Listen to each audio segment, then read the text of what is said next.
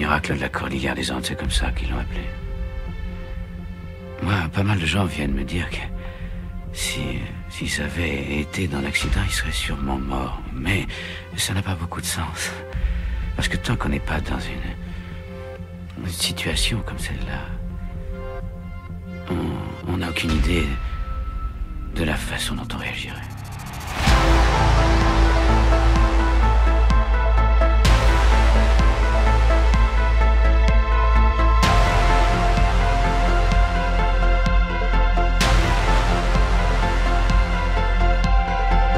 Les 8 survivants qui restaient là-haut regardèrent les 2 hélicoptères prendre de la hauteur. Ils les suivirent du regard jusqu'à ce qu'ils disparaissent. Zerbino se tourna alors vers Lucero, l'un des 3 andinistes, et l'invita à venir visiter leur maison en attendant le retour des hélicoptères. Comme il se dirigeait vers l'entrée, Lucero jeta un coup d'œil sur les fragments de squelettes humains disséminés dans la neige et demanda « Est-ce que ce sont les condors qui ont mangé les corps ?» « Non », répliqua Zerbino en suivant la direction de son regard. « C'est nous. »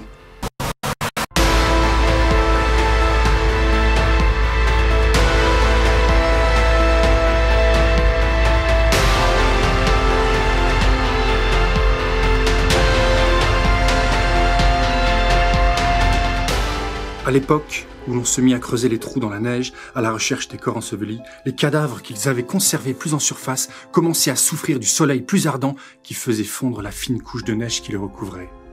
Le dégel avait vraiment commencé. Le niveau de la neige était tombé bien en dessous de la partie supérieure du fuselage. Et vers midi, le soleil était si brûlant que la viande qu'on exposait rôtissait rapidement. Il fallut donc ajouter aux travaux déjà existants, creuser, tailler la viande, faire fondre la neige, celui de recouvrir les corps de neige et de les protéger du soleil avec des feuilles de carton et de plastique. Quand on fut à court de provisions, les cousins édictèrent qu'on n'aurait plus le droit de chaparder. Cet arrêté ne fut pas plus observé que la plupart des autres qui cherchaient à renverser une pratique établie. Ils cherchèrent donc à faire durer ce qui leur restait encore en consommant des morceaux que jusqu'alors on avait dédaignés. Les pieds et les mains, par exemple, fournissaient une chair qu'on pouvait détacher des os. Ils s'efforcèrent aussi de manger la langue d'un cadavre, mais ils ne purent l'avaler et l'un d'eux mangea les testicules d'un mort. En revanche, ils absorbaient tous la moelle.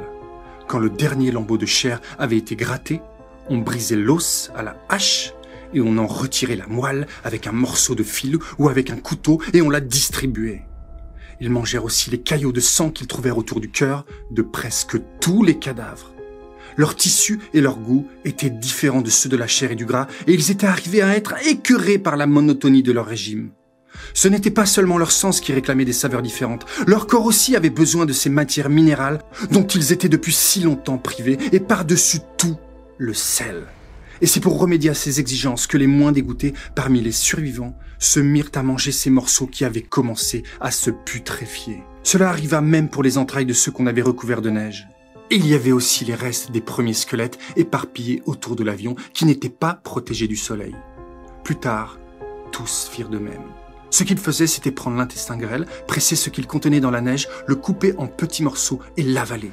Le goût en était puissant et salé. La viande pourrie, à laquelle ils goûtèrent plus tard, avait le goût du fromage. La dernière découverte qu'ils firent pour se procurer une certaine diversité dans la nourriture fut le cerveau des morts, qu'on avait jusqu'alors rejeté. Canessa leur avait dit que, bien que sans particulière valeur nutritive, le cerveau contenait du glucose qui leur donnerait de l'énergie. Il avait été le premier à prendre une tête, à inciser la peau du front, à enlever le cuir chevelu et à briser le crâne avec la hache. Les lobes du cerveau étaient ou bien répartis et mangés encore gelés, ou bien utilisés pour faire la sauce d'un ragoût. Le foie, les intestins, les muscles, la graisse, les reins, cuits ou crus, furent coupés en petits morceaux et mélangés avec le cerveau. La nourriture avait meilleur goût préparée comme cela et elle était plus facile à manger. La seule difficulté était le manque de bol assez profond pour la contenir, car jusqu'alors, la viande avait été servie sur des assiettes, des plateaux et des morceaux de feuilles d'aluminium. Pour le ragoût, un des rescapés utilisait un bol à raser tandis que d'autres se servaient d'un crâne. 4 bols faits avec des crânes furent ainsi mis en service et l'on fabriqua quelques cuillères avec des os. Le cerveau n'était pas comestible une fois pourri. Aussi, toutes les têtes des corps déjà consommés furent-elles réunies et enterrées dans la neige. La neige fut aussi enlevée des autres parties qui avaient été précédemment mises au rebut. Fouiller la neige prit une valeur accrue. Surtout pour Algorta, qui était le chef fouilleur du groupe. Quand il ne creusait pas des trous ou n'aidait pas les cousins à tailler la viande, On voyait sa silhouette courbée en deux, clopinant autour de l'avion. Armé d'une tige de fer, il farfouillait dans la neige. Il ressemblait tellement à un clochard. Cette occupation eut sa récompense parce qu'il trouva plus d'un morceau de gras, certains avec un lambeau de viande. Cela, il les déposait sur la partie du fuselage, au-dessus de lui. S'ils étaient imprégnés d'eau, ils séchaient au soleil et il se formait sur eux une croûte qui les rendait plus agréables au goût. Ou bien, comme faisaient les autres, il les mettait sur une feuille de métal, les exposait au soleil et réchauffait ainsi ce qu'ils mangeaient. Par un jour de soleil exceptionnellement brûlant, il réussit à les faire cuire.